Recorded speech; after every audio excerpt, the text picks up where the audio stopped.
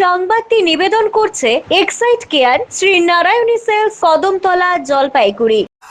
সঙ্গিনী দখলকে কেন্দ্র করে হওয়া সংঘর্ষে গুরুতর জখম এক পূর্ণবয়স্ক চিতাবাঘের মৃত্যু হলো। বুধবার সকালে ওদলাবাড়ি গ্রাম পঞ্চায়েতের তুরিবাড়ি এলাকায় পিএইচির জলধারার পাশে খোলা মাঠে চিতাবাঘটিকে নিস্তেজ অবস্থায় পড়ে থাকতে দেখেন স্থানীয়রা। তারপরেই বন দপ্তরকে খবর দেওয়া হয়। এ নিয়ে বৈকুণ্ঠপুর বন বিভাগের ভারপ্রাপ্ত ডিএফও বিকাশ ভি বলেন, প্রাথমিকভাবে মনে করা হচ্ছে এলাকা ও সঙ্গিনী দখলকে কেন্দ্র করে দুই মর্দা চিতাবাঘের মধ্যে সংঘর্ষ হয়েছে, যার জেরে এই চিতাবাঘটির মৃত্যু হয়েছে। ময়না তদন্তের রিপোর্ট এলে মৃত্যুর সঠিক কারণ জানা যাবে।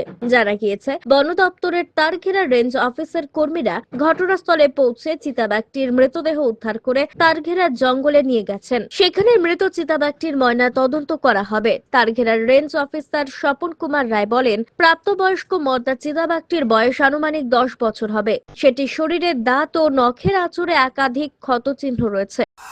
অমিত বণিকের প্রতিবেদন, সিসিএন, তরাইডুয়ার সংবাদ।